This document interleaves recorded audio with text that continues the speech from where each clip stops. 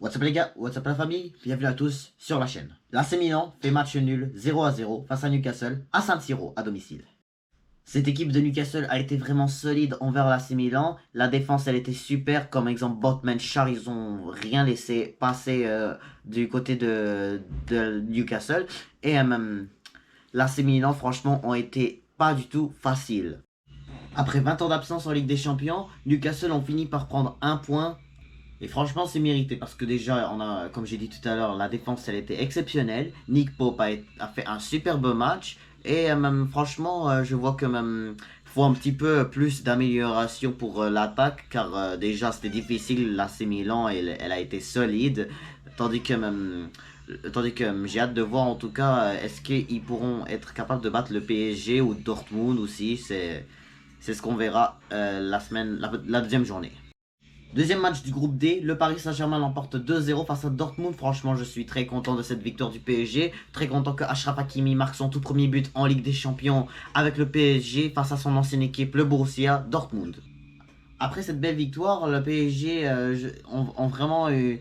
Ils sont en fait favoris pour être le premier du groupe 1 parce que même déjà même en perdant Messi et Neymar, je vois que même le PSG ont vraiment beaucoup d'opportunités avec Mbappé, Colomboigny, Dembélé, ça c'est magnifique, j'adore ça. En plus de ça avec tous les nouveaux joueurs qu'ils ont achetés, je sens que c'est vraiment des joueurs très importants.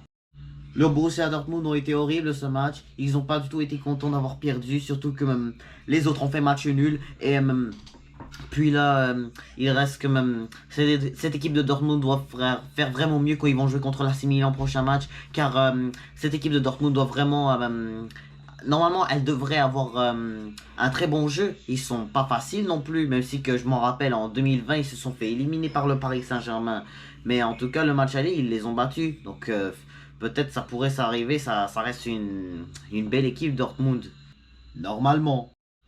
Peu importe, ça reste que pour le PSG, ça reste un très bon départ pour ce début de Ligue des Champions. Parce que franchement, moi je m'en doutais. Oh my god, le PSG est dans le groupe de la mort avec l'AC Milan, Newcastle et Dortmund. Et ben voilà, ils font un très bon début en battant 2-0 contre le Borussia Dortmund.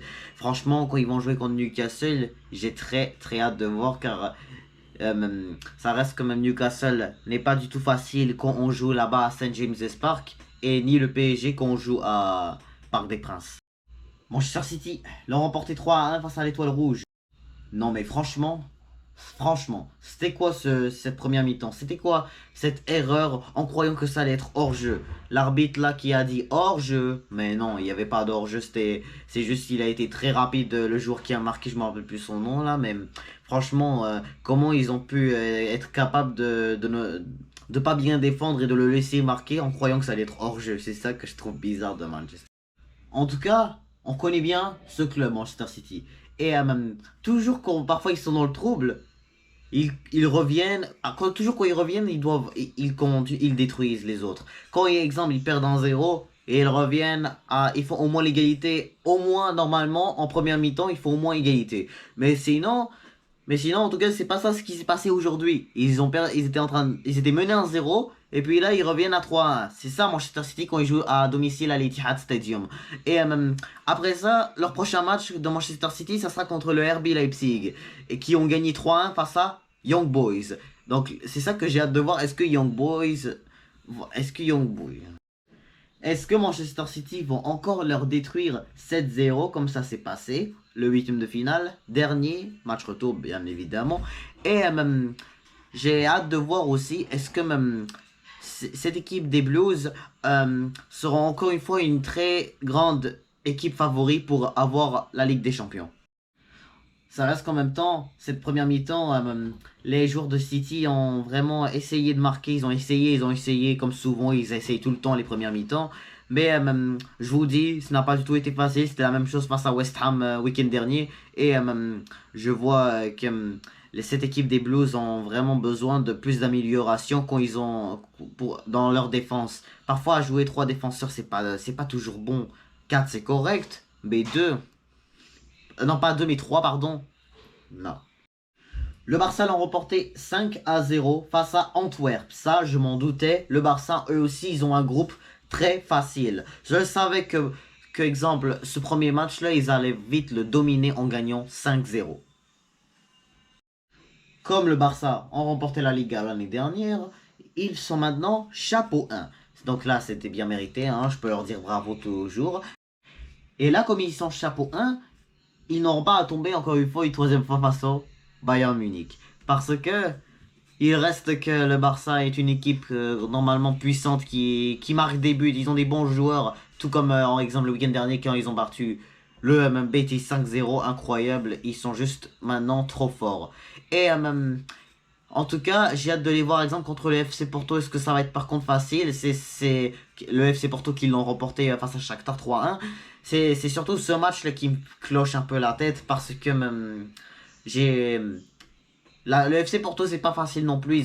Ils ont une bonne défense, ils ont une bonne attaque et aussi, c'est le Barça, des fois, ils sont pas si habitués que ça avec des équipes pour essayer de les battre. Comme exemple, l'année dernière, avec le Bayern, l'Inter, avec le Bayern et l'Inter, je me suis dit, quand même, Barça, ils seront capables de battre l'Inter Milan, au moins. Je savais qu'ils allaient pas battre le Bayern, mais par contre, l'Inter, je me suis dit, ça y est, quand même, il faut pouvoir les battre. Mais ils l'ont pas fait. Ils étaient pas bons à ce moment-là.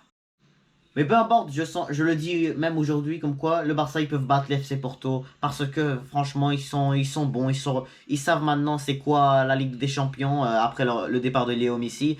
Ça reste quand même, il faut que le Barça ait juste une bonne défense et je pense qu'ils l'ont déjà. C'est juste le FC Porto, c'est eux qu'il faut pas mal faire attention. Mais ils vont les battre quand même et aller au huitième de finale depuis après 3 ans plus tard.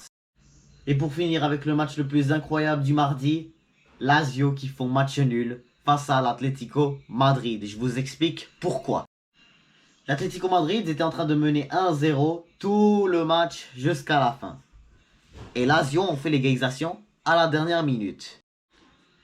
Lazio allait presque perdre, mais pour la première fois de ma vie, je vois un gardien qui vient sauver son équipe pour aller faire l'égalisation et se sauver de la défaite. Quand j'ai vu que c'était Ivan Provdel qui a fait l'égalisation, je me suis dit, quoi? Il a marqué? Oh là là là là, franchement, j'ai été très très très content pour le Lazio, en tout cas ça reste. Mais l'Atlético Madrid, eux aussi, qui n'ont pas du tout fait une bonne Ligue des Champions l'an dernier, ils sont derniers du groupe. Cette année, je pense qu'ils seront capables de le faire et se qualifier. Ils pourront battre au moins le Feyenoord et aussi le Celtic, tout ça, j'ai aucun doute. Il faut dire aussi que Jan Oblak a fait un match superbe, il est de retour, ce grand gardien slovénien. Ce gardien, je l'aime bien, je me suis dit, il est pas si bon que ça Oblak, mais en vrai, si, il est super, il est solide, il arrête tout, il est concentré, voilà. C'est un gardien, juste qu'avec la Slovénie, malheureusement, il n'a pas un bon niveau. Il commence un peu à vieillir, ça on le sait, mais il reste que ce gardien, il perd toujours pas le niveau, il est concentré. Là, c'est pour ça que l'Atlético Madrid, en fait, ne veulent pas le perdre, ils veulent pas le changer par un autre. Le seul doute que j'ai un tout petit peu pour l'Atlético Madrid, c'est quand ils vont jouer contre le Feyenoord Rotterdam. Parce que je sais que Celtic, ils sont capables de les battre, parce que Celtic, c'est pas une si grande équipe. L'Atlético Madrid, je sais que même parfois, ils sont pas très bons. Je me rappelle, si vous avez vu leur défaite 3-0 face à Valence, c'est ça que je me doute un peu. Est-ce que ça pourrait s'arriver la même chose contre le Feyenoord après leur victoire 2-0 face à Celtic? Ça reste que le Feyenoord Rotterdam est un grand club aux Pays-Bas. L'Ajax enfin, ils ont choqué l'Ajax pour la Ligue des Champions. Ils m'ont choqué. Hein. Je me suis dit, non, l'Ajax, c'est eux qui vont jouer. Mais Feyenoord, franchement, j'ai jamais cru qu'ils étaient forts comme ça. Et donc voilà, c'est la fin de ce débrief du mardi. J'espère que vous avez bien aimé cette vidéo. J'espère que vous avez bien aimé ce débrief aussi. Donc on se revoit pour une prochaine vidéo pour faire un débrief sur le mercredi. Donc n'hésitez pas à vous abonner, liker, commenter et je vous dis à très bientôt.